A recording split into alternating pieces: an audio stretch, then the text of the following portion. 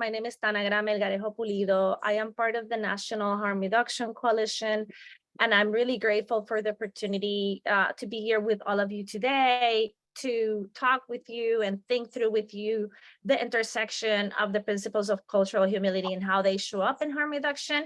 This is something that I feel we could probably be days speaking about this for days. And so this is just meant to be a bit of an amuse-bouche, like an introduction. For some folks, it may be new, and for some folks, it may be something that you're revisiting. So I am excited for the possibility of continuing this conversation over the next 2 sessions. And I'm a social worker based out of San Juan, Puerto Rico, and I will pass the mic to Joe so he can go ahead and introduce himself as well.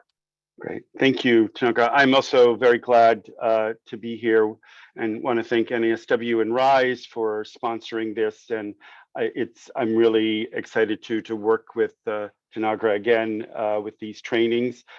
So I'm a clinical social worker in private practice in Arlington with a focus on a number of things, including working with people around substance use issues and also individuals who have anger management problems.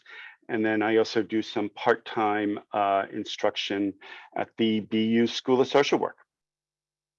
Thank you, Joe. I'm sorry to interrupt, but can I just ask a logistic question? I have to leave right at 1:30 because I have another appointment, but what do we do about receiving full credits and seeing the whole training if we have a time constraint? So the code will be shared by 1:30 so that everyone can get credit for that. And we will leave the room open past 1:30, probably for 15 or 20 more minutes for Q&A, but I will jump back in the room to give the code so that everyone can get credit for it. Thank you. Thank you, Chris Belli. I think if folks have questions regarding anything administrative, is it okay if folks chat you directly, Chris Belli? Use the chat box for that purpose? Yes, so I will be sharing the code. I will Perfect. say the code out loud, and I'll also make sure to include it in the chat. Perfect. Thank you so much, Chris Belli. So just briefly about the organization I work for, National Harm Reduction Coalition has been around for 30 years. We were founded by people who use drugs, for people who use drugs in the midst of the HIV/AIDS pandemic that was occurring in the 1990s. People who use drugs were not being engaged or involved or included in conversations that had to do with how to best address that pandemic, and people were dying. And so out of that, we decided to organize, and we have continued to do this work to support, the lives and well-being of people who use drugs through different avenues, such as trainings, capacity building, which is what we're doing today, and policy and advocacy as well. And you're welcome to visit our website and get more information. And now I'm going to pass it to Joe so that he can go ahead and walk us through the agenda. Yeah, so just very quickly, kind of this is the items here. I just want to say something about cultural humility as an invitation, because I've been now in practice for many years. And I think initially there was this notion of cultural competence. And I think in some ways that I don't think really did justice to sort of really what we should be focused on. Some of you may remember Monica McGoldrick's book, Ethnicity and Family Therapy, and each chapter was on a specific ethnic group. And while it was helpful, it certainly isn't sufficient. And I think what, in some ways, at least in my thinking, what cultural competency leaves out is conversation and a dialogue with the other person. And so this notion of cultural humility as an invitation is really important. And then we'll kind of make the connection between cultural humility and harm reduction. And then as a personal and professional practice, how that can show up in our work, and then again, with some time for questions or comments. And we are going to have, and actually starting in a moment, asking people for their feedback about some of the points that we are going to be raising. So the next one here, and if either you can either raise your hand or it might be easier in the chat room. How would you define culture?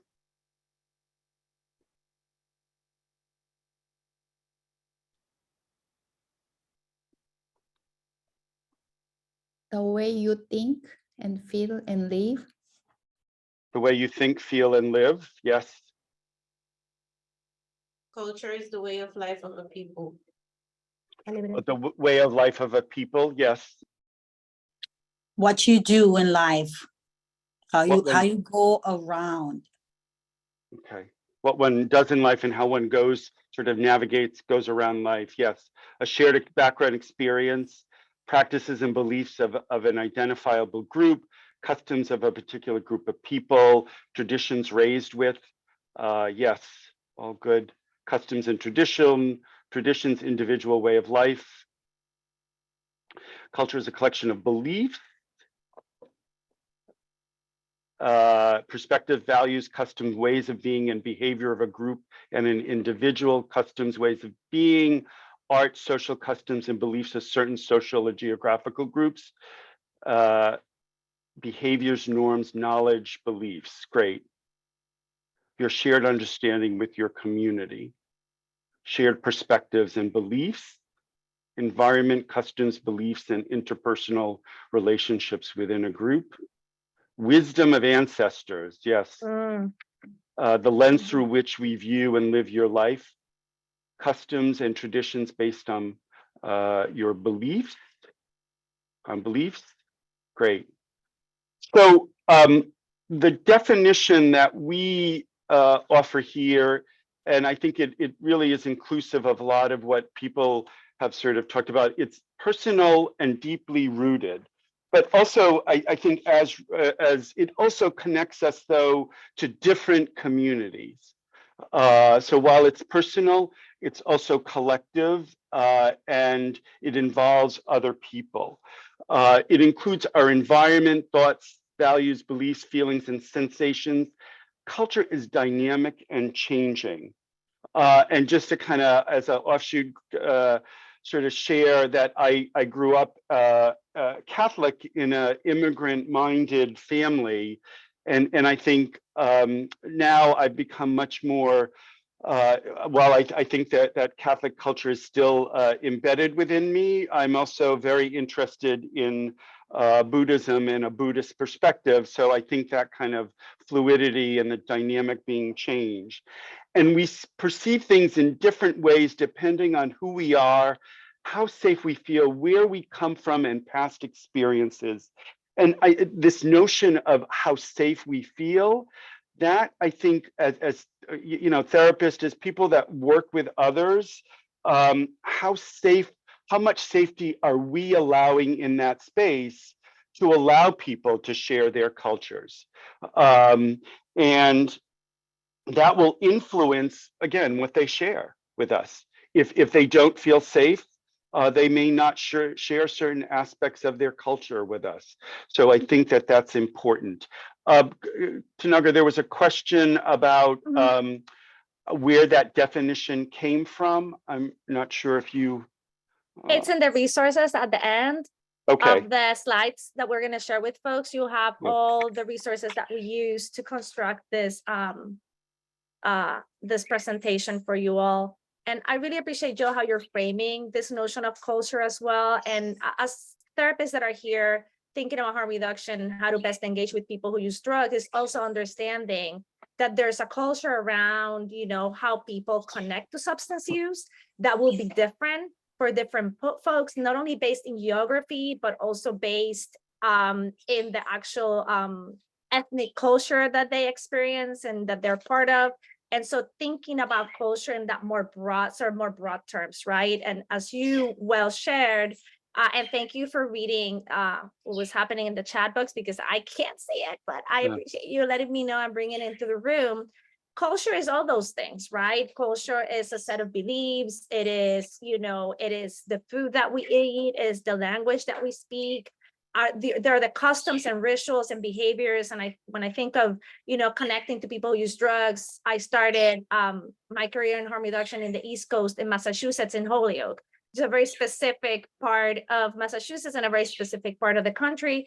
And when you went to Boston, for example, or to the Cape, to chat with people that use drugs, or to the North or the South Shore, the language that folks use to refer to the process, to the ritual, to the tools was different, right? So it was interesting for me to see that, and also to learn, the language that I needed to use when I was doing work in those areas. The same thing happened when I went to California, right? In California, they have very different terminology that they use in the Bay Area, specifically when they're talking about substance use. And so for me, again, was reliving that learning process, as well. I think when we think about faith and religion, all of those things make up the culture that we're part of and that we connect to.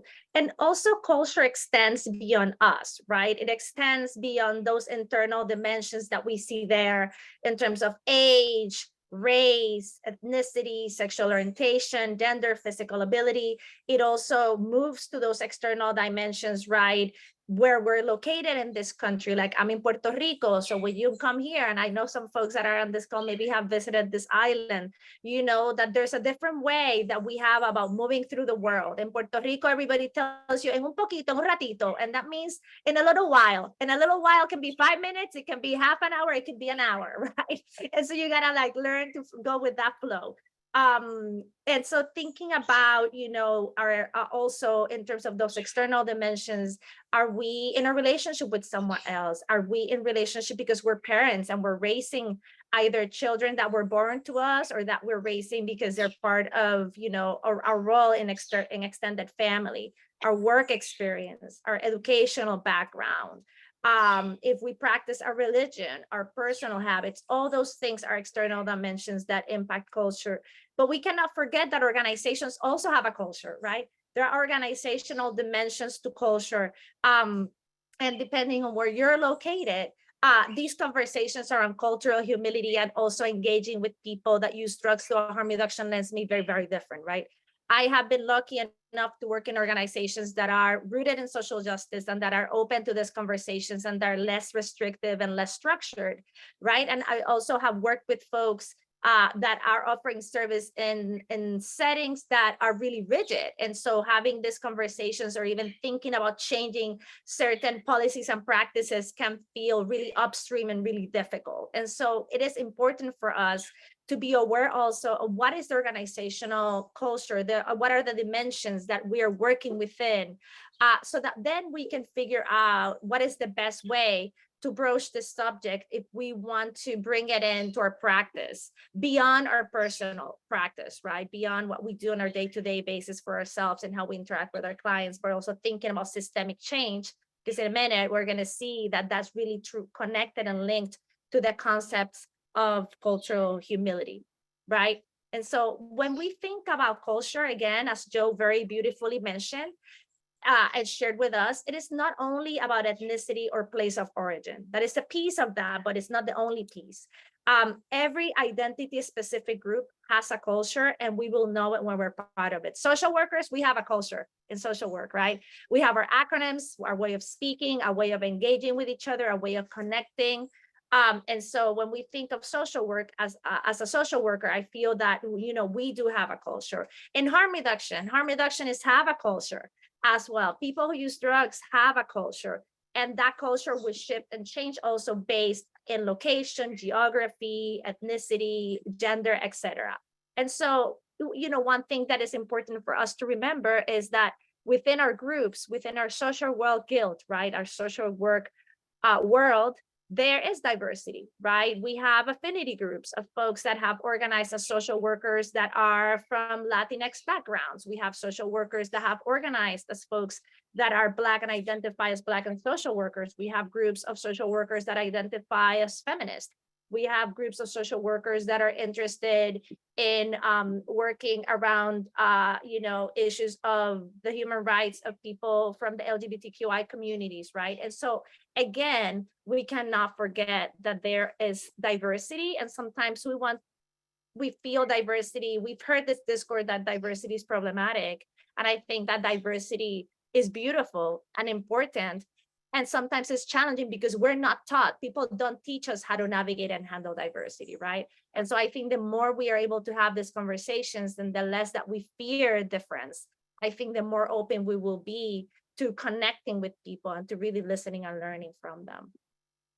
Can I, Tanagra, can I just Claro. add one Yes. point? Yes. So under the, also within those groups, there's diversity, I think, and again, I don't want to dismiss Monica McGoldrick's work because I think it was important, but you know, the chapter on each ethnic group sort of, sometimes you lost the sense of the diversity within that group. A person who is from a certain ethnic group where they've been here 3 generations versus a group that hasn't been maybe just 1 generation, and the diversity there. And so I think we have to be careful about making assumptions about people from different groups because there is diversity within those groups.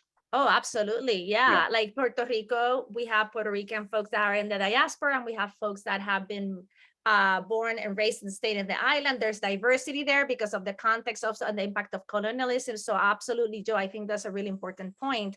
Groups are not monoliths, and even within groups, specific groups, there's diversity too. Yes. Thank you for sort of bringing us back to that. And so this is a definition that we want to offer you that was coined by Melanie Tervalon and Jan Murray Garcia, who you're going to see in a minute, who are the 2 human beings that gifted us cultural humility, right? And so the way that they frame it or want us to think about it is as a lifelong learning process, which incorporates or has to incorporate openness, power balancing, and critical self-reflection when interacting with people.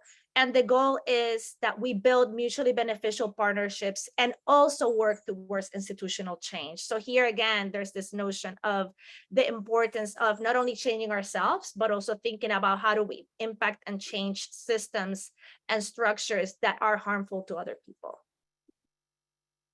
And now I am going to make sure that my video, I'm sharing my computer and sound.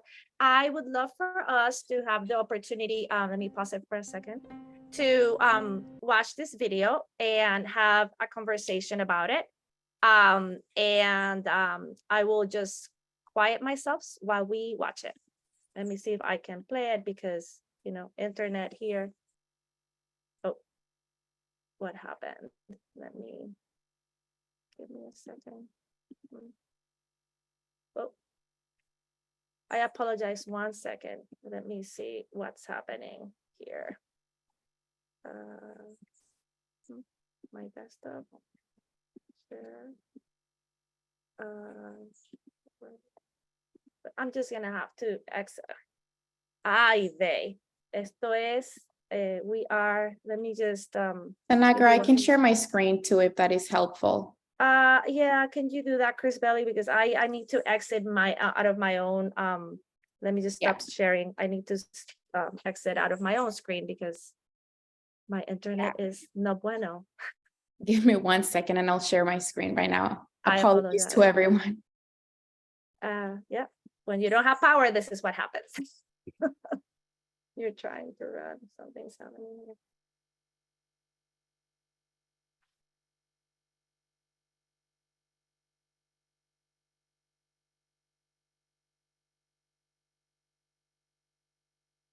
Okay, I'm going to share my screen right now. And if I could just get a verbal yes when you do see the video on your screen, that would be really helpful. Can you see my screen? Yes. Okay. One word to describe cultural humility for me. Can you hear that? Yes. Perfect. Okay, thank you so much. Is love, actually. If I had to encapsulate cultural humility, the whole concepts of cultural humility, it doesn't do it justice, but the word that I think of it is essence. Escuchar. Being. You. Opening. Receive. Compassion. Love. The principles of cultural humility offer one more framework to contribute to what has got to be our ultimate goal, yes? Our ultimate goal is that there will be a sense of equity, a sense of equality, and a kind of respect that we are driving forward.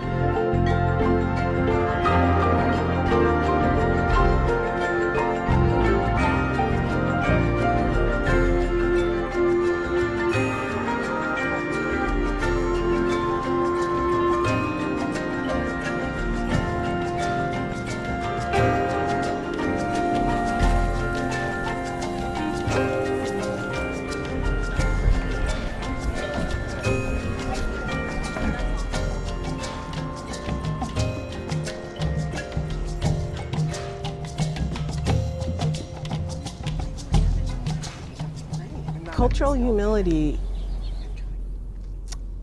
is a multi-dimensional concept, and certainly Melanie Turvalon and I conceptualized 3 dimensions. The first is lifelong learning and critical self-reflection. And in that critical self-reflection, it is the understanding of how each of us, every single one of us, is a complicated, multidimensional human being. Each of us comes with our own histories and stories, our heritage, our point of view. You're looking at me now. I am very fair-skinned. When I was a little girl, my hair was blonde. My eyes are blue. People often tried to call me anything but African American. I have a history. My identity is rooted in that history. My parents gave me the knowledge of my own social identity, and my own experience in life has created that. I get to say who I am. The second tenet, after self-reflection and ongoing lifelong learning and development, is this notion that we must mitigate the power imbalances, to recognize and mitigate the power imbalances that are inherent often in our clinician patient or clinician client or service provider community dynamics. And then finally, the piece that I would offer that Jan and I feel people often either don't read or don't like, which is, and the institution has to model these principles as well.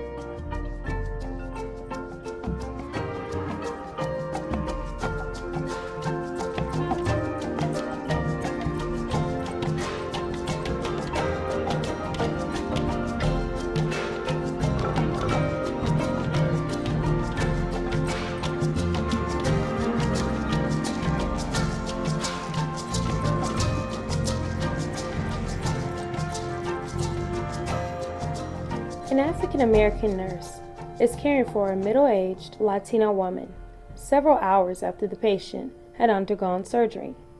A Latino physician on a consult service approached the bedside and, noting the moaning patient, commented to the nurse that the patient appeared to be in a great deal of post-operative pain. The nurse summarily dismissed his perception, informing him that she took a course in nursing school in cross-cultural medicine and knew that Hispanic patients overexpress the pain that they're feeling. The Latino physician had a difficult time influencing the perspective of this nurse, who focused on her self-proclaimed cultural expertise. It was curious to this Latino physician who, first of all, was Latino, not like all, in his case, not like all Mexican Americans know everything there is to know about Mexican American patients. That wasn't it, but he might have been a resource for that African American nurse in that moment that she didn't feel like she needed, again, because she had bought into this notion of competence, of cultural competence. The distinction between cultural humility and cultural competence was that we were in a process and a relationship that had many other layers to it, and that we were less comfortable with even the term of competence, in a way that I think people understand well, and that it implies, especially for people who are providers and are trained in academia, that you are then all-knowing and all-powerful. And we felt like that was not what was happening for us as we were learning from community and understanding in a very practical way how families were coming to the hospital and feeling as if they really were not being heard from their own heritage and history, and how that impacted what they came to the hospital with that we didn't know anything about, hadn't even a clue about. For us, this is part of the humility piece of it, getting to understand that, not trying to humiliate you, not trying to make you feel bad, trying to help us all understand that life is like this, and to, in a certain sense, be really happy about not knowing. This next-gen mosquito zapper is 7 times more effective than any other device on the market. It kills all mosquitoes in the area.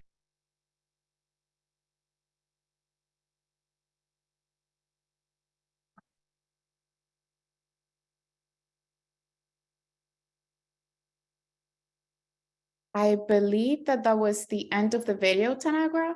Thank you, Chris Belly. I'm gonna try to, can you provide me with, so I can share the screen again? Yes.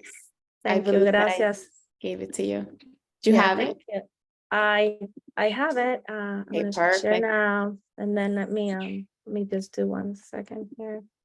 Let me do the slideshow. Let me minimize this. So, okay, and then I'll get us there. Thank you. I also share the slides with you, Chris Belly, in case that I get bunked out again. I can't come back in. So thank you, everyone.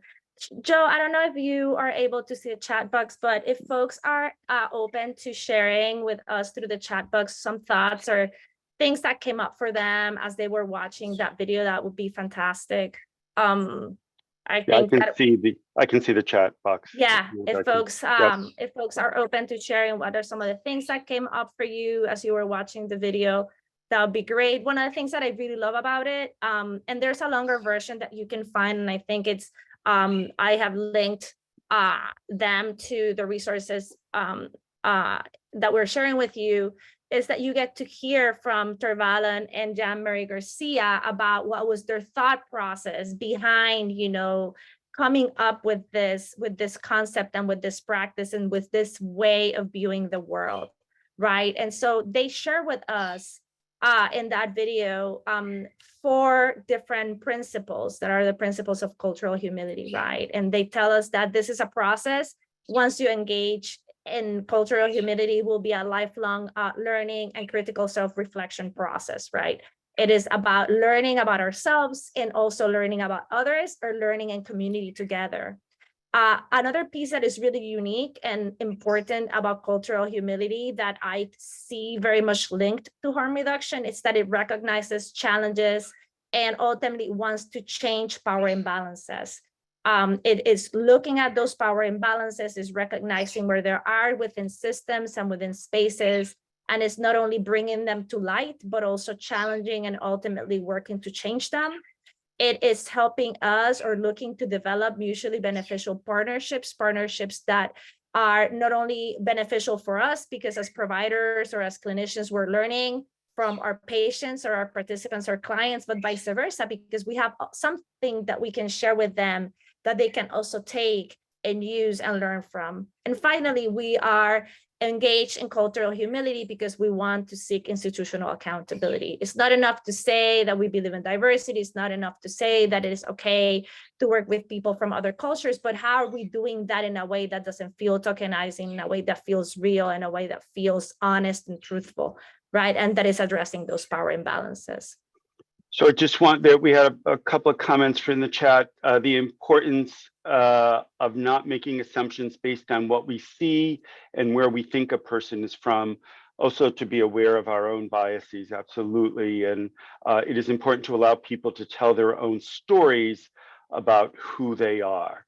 You know, what a burden is lifted. If I am culturally competent, how do I learn? It closed the door. Yeah. We all have biases, but it's important to have self-awareness and listening to others. Yes, great. Absolutely. I think this is you, Joe. I think it was you before, but somehow that's okay. That's okay. You did a better job. So, again, the different levels of cultural humility. There's the interpersonal, and the organizational. And just wanting to kind of talk about the interpersonal, and it's committing ourselves to a lifelong learning process. And I think in general, it just makes us, you know, cultural humility aside, it makes us good therapists, it makes us good clinicians, it makes us good social workers if we are committed to a lifelong learning process. Acknowledges in critical self-reflection. It acknowledges that we make mistakes. And next week, for those of you who may attend, you will sort of participate or witness sort of my sharing a mistake that I made with someone around cultural issues. And so I think it's important that we to realize that we will make mistakes. And again, self-awareness of our biases and limitations. And I think this comes from looking at who we are as individuals and our attitudes and beliefs. And how do we know what we know? And where does that come from?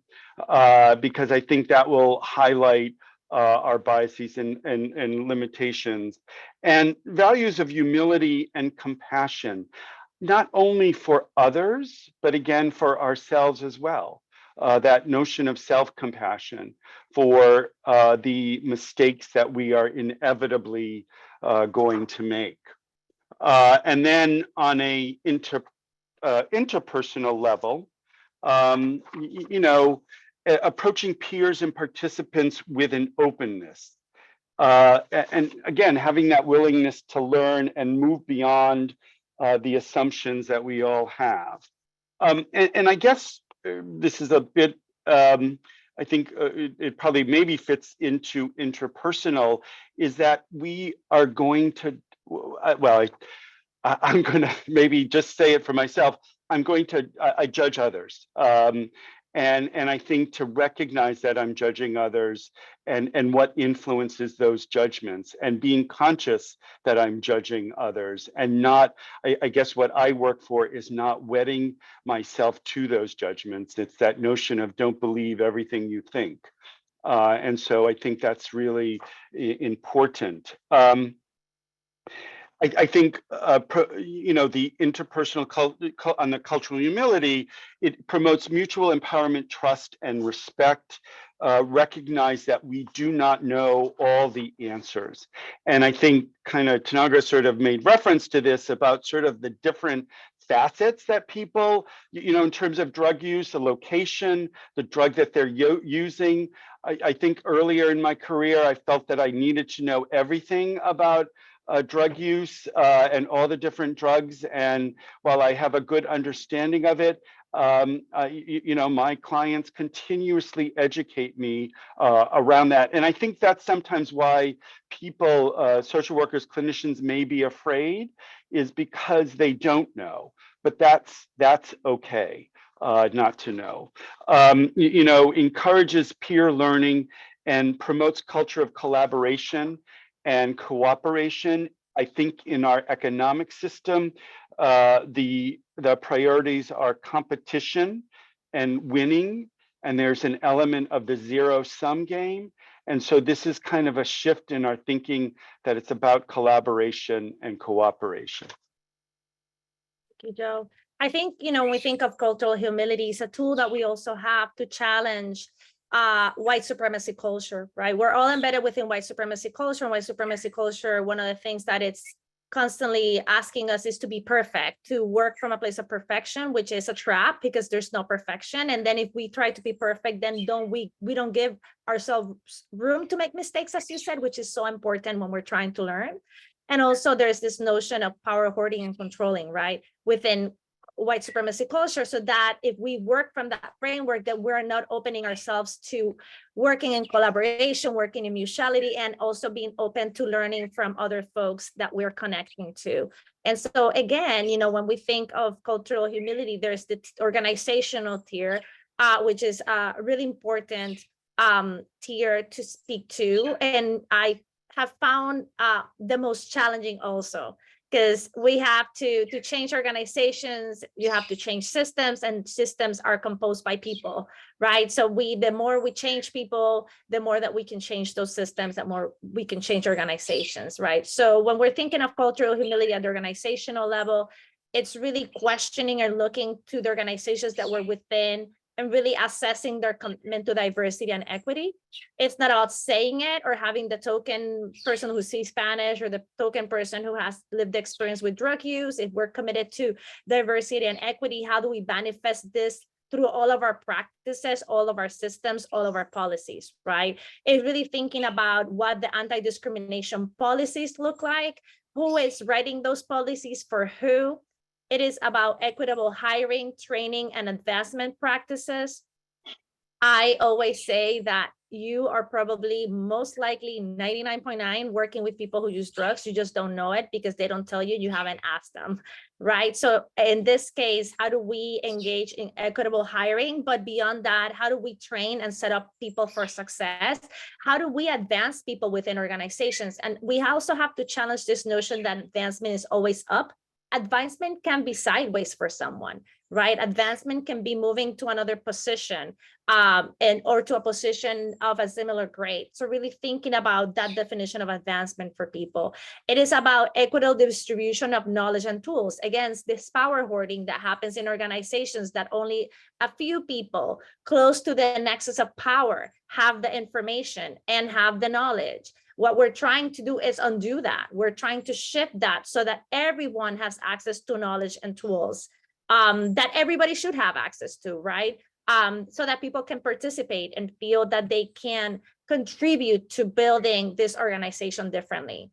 We want to engage or develop supportive learning environments. We want an environment that allows us to say, I don't know, that allows us to say that is new to me, that allows us to say it is new to me and I am uncomfortable with saying this because I feel that, if I say this, somehow my job is going to be in peril. I'm going to be like considered dumb or not smart, or all of the things that go through our minds.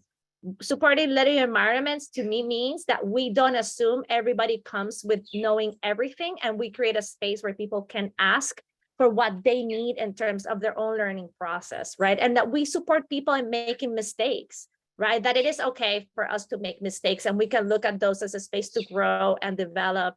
And also, think about the fact that sometimes when we make mistakes, harms can happen, and that we have a process of reparation established, right, of repair, that is not rooted in punitive approaches, but is rooted in transformative justice approaches as well. Because otherwise we would be perpetuating white supremacy culture. We want to make sure that we have organizations that are culturally and linguistically rooted in their community and that offer the appropriate services. As someone whose primary language is Spanish, and where the language I feel most comfortable connecting to or speaking to, I've always felt really grateful when I've walked into organizations to receive mental health care, where I've been able to connect to therapists that not only share my background in terms of culture, but also my language. And finally, when we're thinking of organizations, how do we engage participants in redefining or defining the mission and vision statements? Are those mission and vision statements centering the needs, the voices of the people that we're actually meant to be working with and that we're meant to be servicing? And how are those vision and vision statements reflecting the principles and values of cultural humility? And I love this graphic. It's busy, I know it's a little busy, but to me it really sort of encapsulates what we've been talking about. For me, showing up in this work as a harm reductionist, as a feminist, as a person who believes in human rights, as a person who wants to work to dismantle white supremacy culture from a place of loving others and loving myself, is about remembering that as I show respect, I show understanding, and that the only way that we can truly begin to give ourselves room and permission to make mistakes and to connect with others is to open dialogue through conflict recovery and problem solving. And cultural humility allows us to do that by listening and observing, listening carefully and observing attentively, always assuming, as Joe said earlier, that things are complex and there's complexity within the spaces that we're moving through and within the different cultures that we're connecting to. It is about being flexible. It is about being resourceful. For me, really important is about having a sense of humor when I make a mistake or when I do something that I know, like I was like, having a sense of humor to me is part of my culture, but also helps, to make things a little bit lighter. It is about being comfortable with ambiguity and uncertainty. Again, white supremacy culture tells us everything is wrapped up in a bow and it's perfect. It's not true. Being comfortable with ambiguity and uncertainty is really important. As therapists, as social workers, as people who work with other people, that importance of displaying empathy and truly feeling it and displaying it genuinely is really important and crucial in building rapport with people and making people feel comfortable and opening to us. It is about managing those personal biases and stereotypes. What was it that you said earlier, Joe, in our heads, the story that you were saying, that we don't have to believe everything we tell ourselves? Yeah, we don't have to believe everything we think. Yes. Exactly. So it's managing those personal biases and stereotypes. And we can do that by trying to be non-judgmental of folks. If we don't understand something, I love to ask, to learn more, instead of immediately going to this place of judgment. It's like, why is that person doing that? Oh my God, I wouldn't do that. Well, let me try to understand why they're doing it, right? Let me get a sense of what's behind the behavior so that I can then best be of service. And ultimately, we have to pay attention to our feelings, right? This process is not comfortable, right? I would say it's one of the most uncomfortable things that I've had to do, because it's really asking us to look at ourselves and look at ourselves in places within our soul that we normally don't want to tap into. It's like when someone comes visit your house and they go to the closet and look in the back corner where all the dust balls are. Kind of like that's the thing that we need to do, and look at places that, you know, we have lights, and also to look at our shadows, right? And really sit with our shadows and sit in that space of being uncomfortable. But recognizing that it is important for us to be uncomfortable, to move past this, and to build better relationships with ourselves and with others around us. Before, actually, Tanaka, Yes. can you go back before? So again, I think Tanaka did a great job of sort of listing and sort of pointing out all of these issues. And again, I think when we think about the common factors of therapy, a lot of these are the common whatever if you're a CBT, IFS, you know, psychodynamic, a lot of these principles are just good psychotherapy. And so clearly sense of humor allows us some distance, allows us not to take ourselves so seriously. Again, I may tweak the being non-judgmental. I think maybe that could be a goal, but just acknowledging, and I think a lot of times our being judgmental comes from fear or anxiety, and this need to control, even if it's our way of thinking. And so I think that that's important to consider. Yeah, and having patience with ourselves, extending ourselves grace, just as we do for others, is important, as you're saying, Joe, also to extend that grace to ourselves, right? Right. So we have an activity, and what we're going to do is to have people go into breakout rooms for about, I think, about 10 minutes. 10 minutes, we have time, yeah. Yeah, 10 minutes. So these are the questions hopefully you can at least touch upon. As a social worker, what does cultural humility mean to you? How can your professional practice embody a culture of humility? And why would practicing cultural humility matter in interactions between clients, participants, social workers, and other staff members? And then at the end of the 10 minutes to kind of obviously come together, and then if people could sort of share, different people could share sort of what the discussion was in their breakout rooms, knowing that it's a short discussion of 10 minutes. Perfect. So I have the breakout rooms ready, and I'm going to open those very soon. There's going to be 5 people per breakout room, and I'm going to send a message to everyone with the questions too. Great. So that Thank you can you. have the questions in the chat. Great. I'm going to stop sharing, actually. Let me just stop sharing so I can share the screen when we go back to the breakout group so folks can see the questions.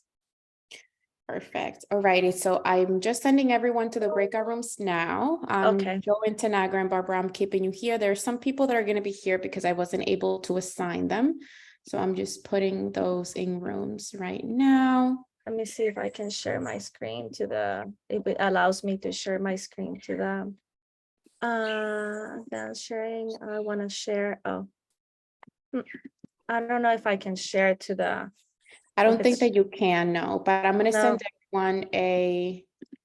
Oh, you're lovely, Chris Belly. Thank you. Just 1 second. I just want to make sure that everyone here is receiving an invitation to at least a room. I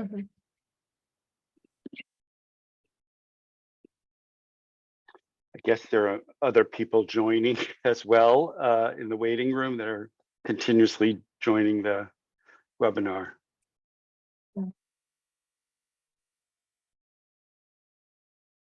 This has been really stressful for me. I just have to name. Yes. They're getting kicked off and getting kicked on. I'm gonna keep, I think I can keep this view and I can see folks. I may not see the chat, but at least I can see faces. And then they're coming back. So yeah, people are coming back. Welcome back, everyone. Welcome, welcome. I would love to, thank you so much. If folks can use mute yourselves as you're coming back, that'd be great. You can keep your camera on if you like, but mute yourself just so that we can minimize noises as folks are coming back. Bienvenidos, welcome back. I think we still have some more time left before everybody joins us. Hope you were able to have some good conversations in the time that you were in breakout groups and either connected with new people or saw people that you know. Sometimes that happens when you're in breakout groups, when you're in training. So we have other folks that are joining us. Welcome, everyone. Being recorded. If folks that are coming back, if we can ask you to please make sure that your mic is muted to minimize noise, that'd be fantastic. I don't know if folks can do that. That'd be helpful to us. Thank you so much. I think that the rooms are closed. Perfect. Yes, they're all closed. Thank you so much. And thank you everyone for indulging us in this small piece of small group work. I love it. And I wish that if we were in person, we would probably breaking into groups and going to different parts of the room to have a conversation. So I like that we can do it, over this virtual setting. I would just love to invite anyone who feels moved by the spirit or their energy to share with us what were some of the things that came up for you and the rest of your peers in your small groups, anything that resonated with you, anything that stood out, anything that you would like to share with the collective. If that's the case, you can feel free to use the chat box. Joe is going to keep an eye on it as you're typing. So anything that came up in terms of what does it mean to you as a social worker? How do you think your practice can embody a culture of humility, and or why is it important for us to be culturally humble when we are thinking of our interactions between clients and participants, other staff members, and social workers?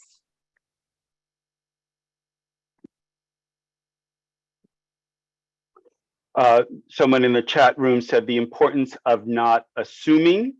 I think for me, cultural humility means that I don't make assumptions about what is needed, but rather that I ask questions if I am not sure of something.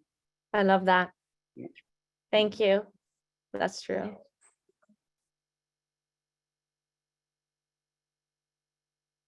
Hi, this is Janice. Hi, Janice. We were talking about that, as social workers, a lot of us in the group just approached our work with humility anyway, like in general. But the importance of the cultural piece with what's going on in the world, it seems more important, but I think it was always a piece of the work that we do or that I did.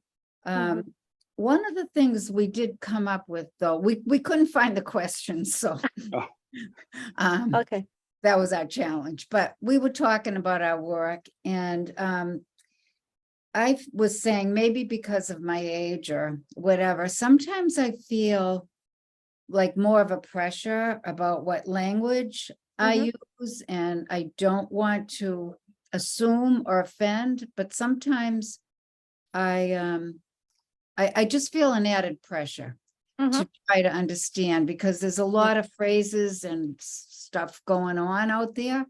So I try in my own approach to keep it on that personal level and try to learn as much as I can. Ask a lot of questions in a really, sincere. I'm not asking questions in an unsincere way. I really do want to know that person and what experiences brought them here. So anyway, that was our little blurb. Thank you. Thank I you. appreciate you sharing that. And I think one of the things that it stands out for me is that you mentioned something that made me think of what my supervisor Emma always says, which is we approach people with caring curiosity, right? We want to understand and know, and you're right, generations, things have shifted and changed. I used to talk about harm reduction and the services we offered as needle exchange, right? Back in the 90s. And now we talk about harm reduction services because back in the 90s, we couldn't even say harm reduction, right? And so sometimes people look at me that are newer to the work and I'm like, oh my God, like that sounds so bad. It's like, well, needle exchange is the term that we use. And it's about, for me, from a different generation, I think what we need to remember is that I want us to always be rooted in kindness and thinking that people that are doing this work are coming from a place of good intention. And I think if we're able to do that, then it is okay for me to say, this is new. This language, this terminology is new. It didn't exist when I was doing this work before, but I'm open and I'm opening to learning it. And I want you to extend me the grace while I learn it, that I may be, giving myself room for mistakes. And I appreciate you being so candid and sharing that other pressure, because I feel for me, I heard you resonated with me. And I think that there are other folks in this room that probably it resonated with them as well. Thank you for sharing that. The other, what I would say, and then we can read, there are a bunch of chat things that we can read quickly, but Janice, to your point as well, and again, I'm going to delve into this a little bit more next week when I talk about a case where I didn't do so well, but and I think this is a universal thing, but particularly if we are interacting with somebody from a different background, is from the very beginning saying, I may make a mistake, and I hope you would be able to bring it up and let me know. And so again, giving that space for the people to do that, I think is really important. So be fluid, willing to learn and ask questions as needed. Allowing the client to make their values, beliefs, and what is important to them known in the context of collaboration and working within that. Learning and being comfortable, yes, with not knowing. Client is the expert of their own lives. We spoke about remaining curious and meeting individuals where they are rather than making an assumption about a person. Really emphasizing and embracing someone's individual story and not generalizing. Having an open mind to learn about other culture is more important than assuming that we know it because it's in the textbook. That can help us build rapport as well. I just want to say about the textbook thing, I think, and I've certainly had this, especially maybe a little bit earlier in my career, say, you're giving me a textbook sort of explanation. And so I think people can call us out on that. If they know in some way we're kind of we can hide behind that, which we have to pay attention to. Organizations reflecting the populations that we serve. We've discussed the need to always ask our clients what we don't know or understand, working to encourage our own space agency, space to be inclusive, diversity of staff, rainbow stickers, bilingual, multilingual speakers, advocating for patients culturally when working with other professions. Absolutely, that's really important. I'm a school social worker working with mostly students of color and a mostly white staff, including myself. I wish that all staff members could be trained in being humble and opening to learning from others. I think that's true. I think our political system also needs a little bit of that as well. We like terminology or power balancing and equality versus a term of being culturally competent, which feels like we have to be experts, which is the opposite of equality. Really good. And then maybe a couple more here. Cultural humility allows lifelong learning, self-awareness, honoring others and self. And then, yes, rooted in kindness. We learn more from our clients than we learn from us. Yeah. Oh my God, those are really lovely. Thank you Yeah. so much, everyone, for sharing your wisdom with us and with the rest of the group. I love that we were able to hear, through the chat, the different thoughts and voices of folks. And even if we couldn't be with you in the room, it felt like we had a little slice of that. I'm going to pass it before I go into this, Chris Belli. I'm just going to see if you are okay with sharing some information, and then Joe and I can, after you do that, can wrap up. Yes, so I'm going to be sharing the code right now, as well as the link to the evaluation form. So just give me 1 second so that I can put that in the chat. Feel free to stay with us. We're going to keep the room open for Q&A after 1:30. So again, feel free to stay with us. Just 1 second before I share it. The CE code for this workshop is PC19. Again, the CE code is P as in Patrick, C as in caring, 19. I'm going to share it in the chat right now, as well as the link to the evaluation form. I just wanted to tell everyone that evaluation forms are not automatic, so please give us a week or two for staff to read through your evaluations and send you in your certificate by email. So again, I'm sharing the code in the evaluation form in the chat, and I'm going to pass it back to our presenters again. And Barbara and Crispelli, again, just to confirm that people will be getting the slides after the webinar. Correct, yes. So as soon as the webinar ends, we'll make sure to send the slides to those ones that have submitted the evaluation form. Okay, thank you. Thank you, Crispelli, for navigating all of this, all of the technological and administrative things. You are amazing.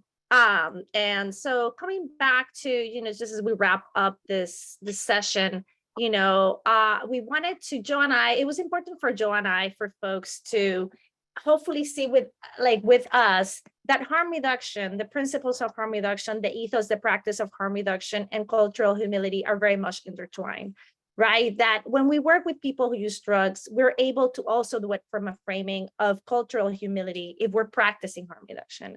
And harm reduction, as I said, and it's important for me, I would be remiss if I didn't say this and remind us all again, started as a movement towards changing the inequalities that people who use drugs experience. It was a movement that wanted systemic change, structural change. And so we still believe as a movement that social justice is public health and public health is social justice. The fact that we have folks that are unable to receive the care that they deserve, that it's a violation of their human rights, is something that every day I wake up and it drives me bananas, because it shouldn't be that way. And it's because we think that people that are poor, people that are brown, people that are Black, people that live in rural communities, people who are members of the LGBTQI community don't deserve to have quality health, right? That's only allowed to some. And so public health is social justice, that the only way that we will end inequality and oppression is if we work from a framework that fosters health and liberation of everyone, starting with people who use drugs, that racism, stigma, and criminalization are the real causes of harm, and many times the root of harms that people experience. And that ultimately the only way that we can have transformative change in this world, in this society, is if we follow the leadership and center and trust the leadership of those that are most impacted. And in the case of harm reduction and the work that we do is the leadership of people who use drugs. Harm reduction also gives us the gift of understanding other cultures and contexts by reminding us that, as someone said in the chat box, not one size fits all, right? Every human being, every person is different. The thread that unites us may be that we use drugs, but our experience, who we are, the way that we, the place that we come from, the way that we relate to the world is different. So every harm reduction is asking us to see humans, every person, for who they are, for being an individual. It is asking us to consider accessibility, how accessible and equal our services, how low threshold or high threshold they are. It is asking us to capture people's lived experience, to understand that better, to really not make assumptions, but really to ask from a place of care and curiosity, and to really center that lived experience of people.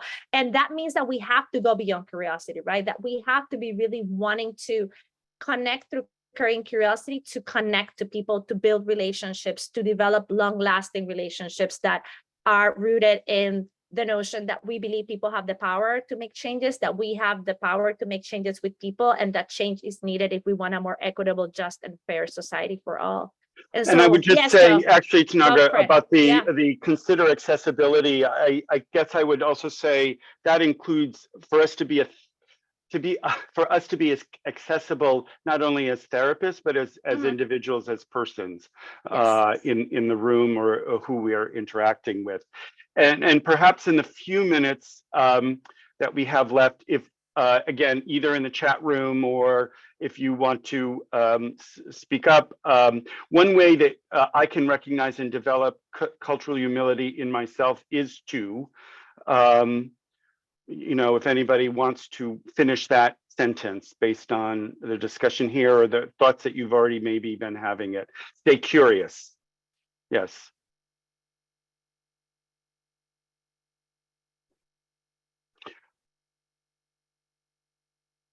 Being non-judgmental. Stay open to learning.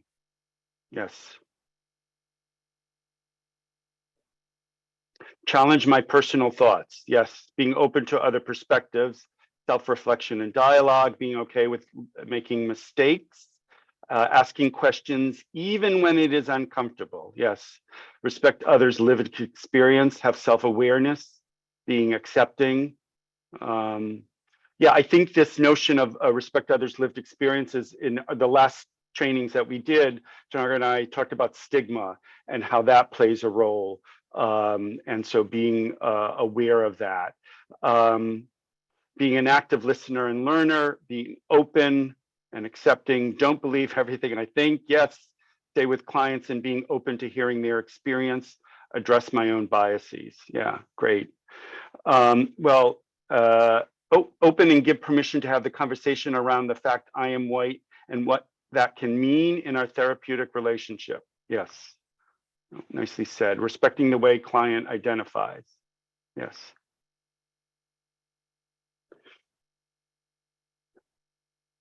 All right, well, I hope that people will join us next week, where again, I will be talking a little bit about a therapeutic failure and sort of how and sort of I'd be curious to get people, we're gonna ask for people's feedback about maybe what I could have done differently and get a little bit of a free consultation from people who attend. So thank you all. Tanagra, was there anything else you wanted to say? Thank you, everyone, for sharing your expertise, for being vulnerable, for giving us room to learn with you all, and being patient with technological and colonial related realities that impact. And I felt you extended me that grace and my stress level lowered somewhat. So I hope next time that won't be it'll be seamless. But again, we're in Mercury retrograde too, so some of that stuff may happen. We'll see how we deal with it. But thank you so much, everyone, and thank you for being interested in this and bringing it to your work. Absolutely, thank you.